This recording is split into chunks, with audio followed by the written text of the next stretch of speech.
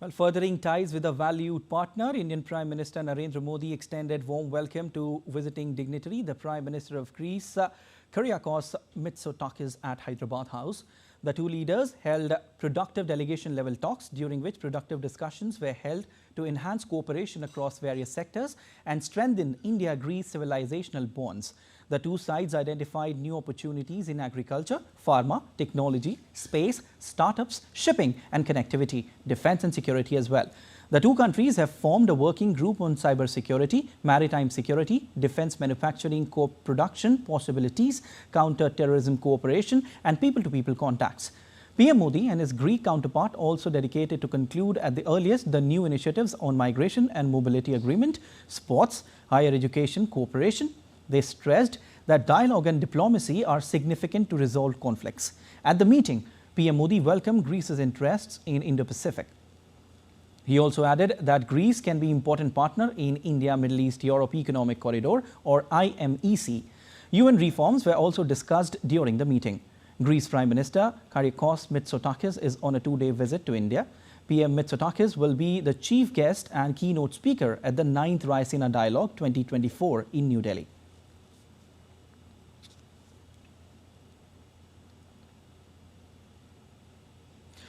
Addressing the joint press statement, Greek PM said India has a critical role to play in resolving international conflicts. He added that India is playing an important role in Indo-Pacific. PM Mitsotakis stressed that he sees Greece's participation in the India-Middle East-Europe Economic Corridor or IMEC as important. Our cooperation, I think, shows great promise, not only bilaterally but also in multilateral arenas, including the UN. Greece will support India's candidacy to the UN Security Council for the period 2028-2029.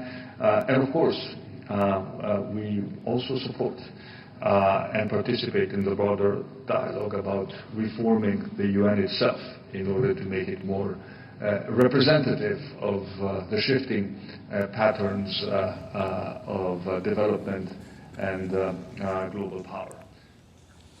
All right, and DD India correspondent Amrit Pal Singh joins us for more details. Amrit, what latest do you have for us as PM Mitsotakis is on a two-day visit to India? So that you'll have to repeat your question and a little louder. Okay, Amrit, what latest do you have for us, as PM Mitsotakis is on a two-day visit to India?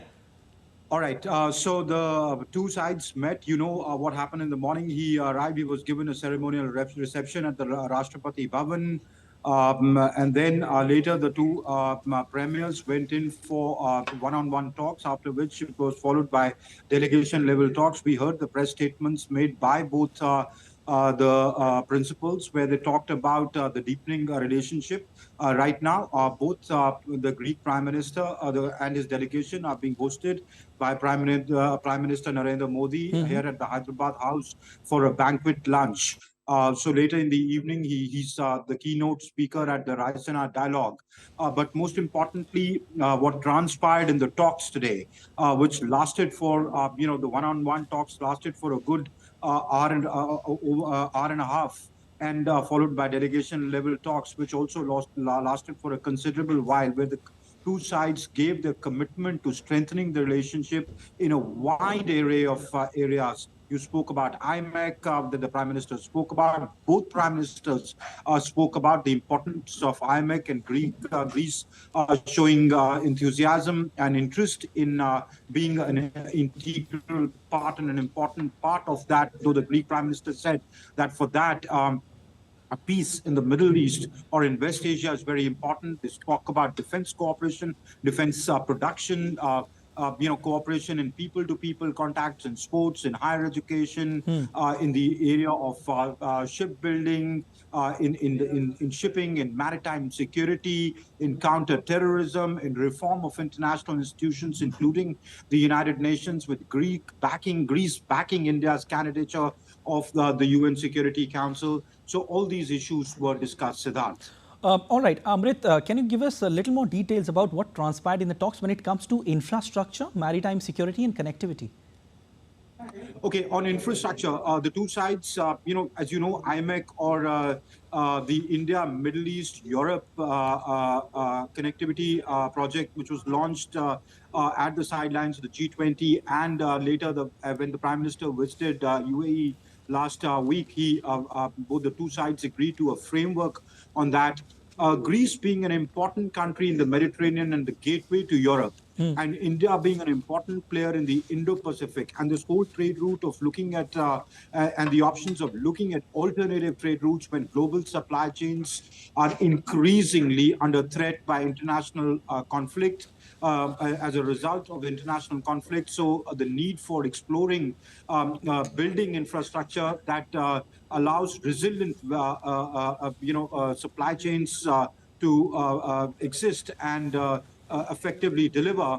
The two sides talked about that at length and agreed for strengthening the cooperation in that area. So that, from the infrastructure point of view, of course, the two sides spoke about cooperation in other areas, including maritime security, given that both are maritime powers. Greece has been a traditional maritime power and an important player in the Mediterranean region. So therefore, it was important that both from the view of maritime security and ensuring a free, fair, and open Indo-Pacific as well as a Mediterranean, the two sides agreed, had comprehensive talks on that and agreed to strengthen cooperation to ensure that. So that. All right, we leave it there. Thank you so much, Amritpal Singh, for your analysis.